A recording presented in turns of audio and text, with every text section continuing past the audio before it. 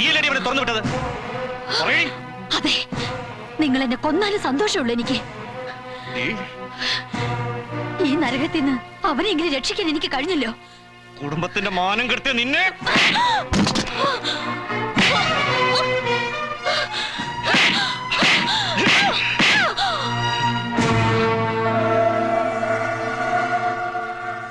ഇനി എന്നെ തൊട്ടുപോകരുത്.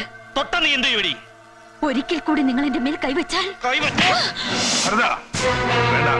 അച്ചാത്തോ ഇവിടെ നിന്ന് കൊന്നിട്ടേ ഉള്ളു ബാക്കി കാര്യം.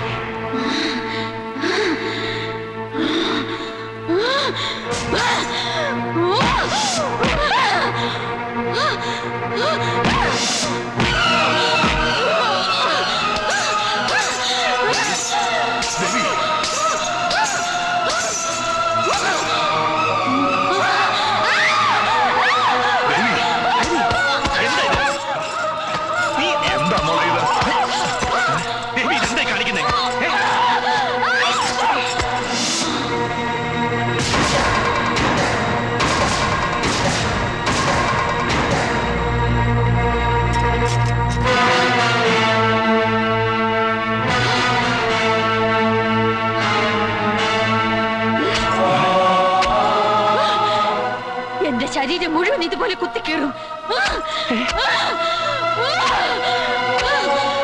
ചത്തു വീഴുന്നതിന് മുൻപ് ഇവിടെ ഇറങ്ങി ഓടി നാട്ടുകാരെ മുഴുവൻ വിളിച്ചു കൂട്ടിയിട്ട് ഞാൻ പറയും, നിങ്ങളാണ് ഇതൊക്കെ ചെയ്തതെന്ന്.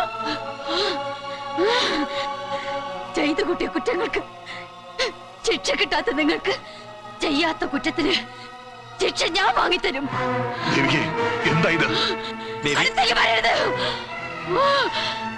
മോള് ഞാൻ പറയുന്നു കേൾക്കാം. നിങ്ങളുടെ മകനോട് പറയണോ ഇനി മേലിൽ എന്നെ തൊട്ടുപോലും നോവിക്കരുതെന്ന്.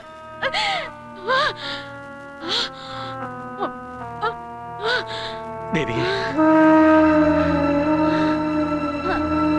ദേവി, ദേവി,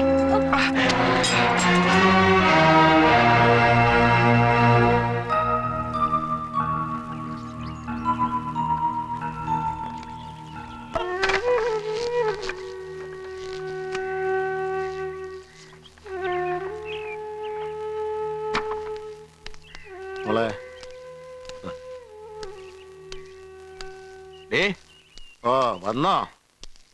ഇത്രയും നാളും എന്റെ അപ്പു മരിച്ച ദുഃഖം മാത്രമേ ഉണ്ടായിരുന്നുള്ളൂ. എവിടെയായിരുന്നു ഇതുവരെ?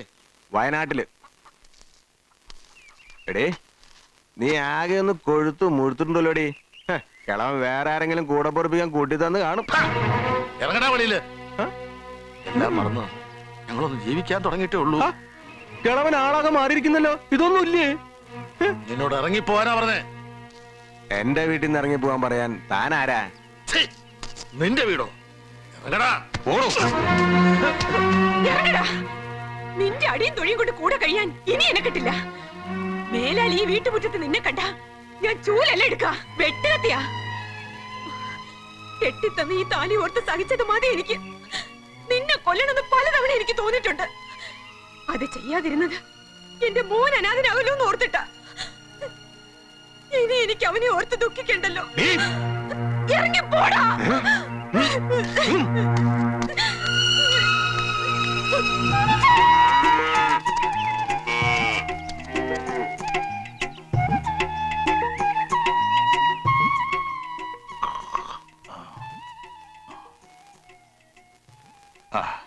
എന്താ പതിവില്ലാതെ ഇങ്ങോട്ട്? പ്രത്യേകിച്ച് എന്തെങ്കിലും? പാടം വിളഞ്ഞു കിടക്കയാ, കൊയ്യാൻ പരുമായി. അടുത്ത ആഴ്ച കൊയ്യാമെന്നാ വിചാരിക്കുന്നത്. അതിനു മുമ്പ് ഇവിടെ വന്നൊന്ന് പറയുന്നതാണല്ലോ അതിന്റെ മര്യാദ. ആ, വർക്കിക്കുന്ന ഒരാദിയേ ഉണ്ടായിരുന്നുള്ളൂ. നീ ഒന്നിനും കൊള്ളരുതാത്തവനായി പോയല്ലോ ഒന്ന്. മണ്ണിൽ പൊന്നു വിളയിക്കാൻ പ്രാപ്തനായിരിക്കുന്നുവെന്ന് നീയും തെളിയിച്ചിരിക്കുന്നു. അത് കാണാനവനില്ലാതായിപ്പോയി. ആ ഭരത, നീ അറിഞ്ഞോ? ഇവന്റെ പാടത്ത് കൊയ്ത്ത് നിശ്ചയിച്ചിരിക്കുന്നു. അത് പറയാനാവും വന്നത്.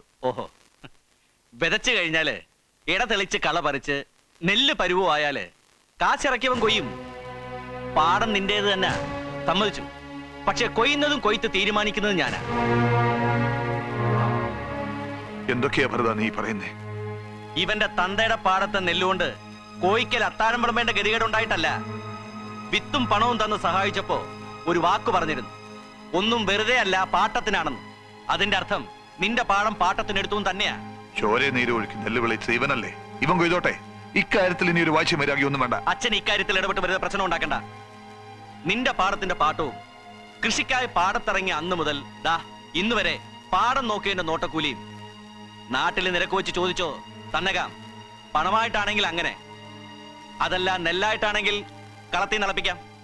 എനിക്ക് ഏതായാലും സമ്മതമാണ്. കൂടെ കൂടി നടന്നെ ചതിക്കായിരുന്നല്ലടാ. അതേടാ, നിന്റെ അപ്പൻ എന്റെ അച്ഛനോട് ചെയ്തതിന് പകരമായി കൂട്ടിക്കോ. ഭരത, എനിക്ക് വർക്കിയോടുള്ള വിരോധം അവൻ പോയതോടില്ലാണ്ടായി. ഇനി എനിക്കില്ലാത്ത വിരോധം നിനക്കെന്തിനാ? അച്ഛനില്ലായിരിക്കാം, പക്ഷെ എനിക്കുണ്ട്. കുറച്ചൊന്നും അല്ലല്ലോ വേദനിപ്പിക്കുകയും ദ്രോഹിക്കുകയും ചെയ്തത്. വർക്ക് ചെയ്യാത്തോണ്ട് ഇവിടെ ഒന്നും ഇല്ലാതാകുന്നില്ല. വർക്കിയോട് ചെയ്യാൻ കഴിയാത്തത് മക്കളോട്. കൂടെ കൂടി നടന്ന് ചതിച്ചല്ലടാ.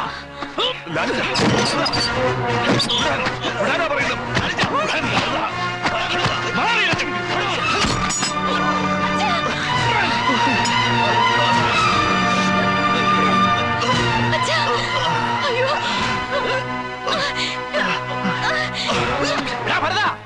ഞാൻ വർക്കിയുടെ ചോരയിലുണ്ടായ സന്തതിയാണെങ്കിൽ എന്റെ അപ്പന്റെ പാടത്തിൽ കൈകൊണ്ട് ഞാൻ വിത്തെറിഞ്ഞിട്ടുണ്ടെങ്കിൽ അത് ഞാൻ കൊയ്യൂടാ. നെല്ല് വർക്കിയുടെ പത്തായ പോലെ നിറയ്ക്കുകയും ചെയ്യും. തടയാൻ തന്റെ ഉണ്ടെങ്കിൽ തടഞ്ഞൂടാ നീ. നീ ഞൊട്ടും.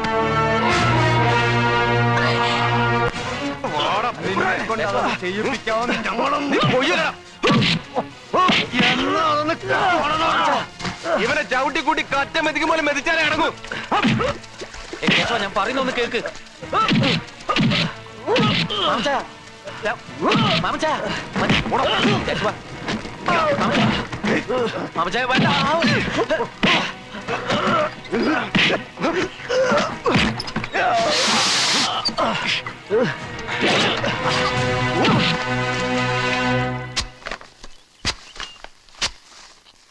ബാബു, ലാലിച്ചനെ ആ കേശവനും മാമച്ചനും കൂടി പൊതിരെ തല്ല.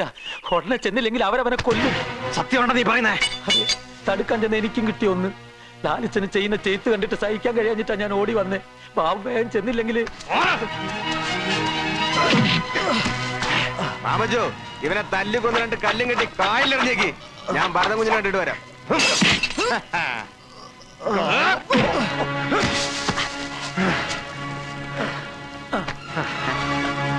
ലാലിച്ചനെ വീട്ടിലേക്ക് കൊണ്ടുപോ മോനെ.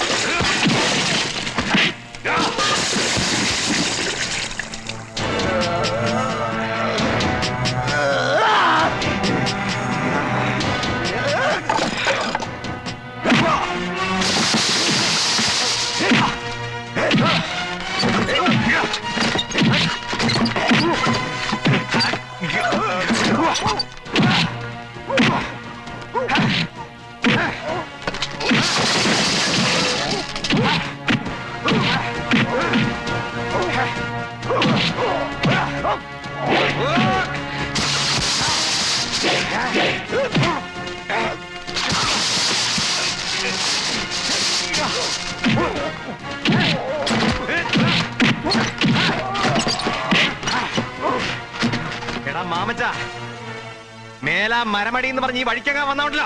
ഒന്ന് മൂടി ഞാൻ.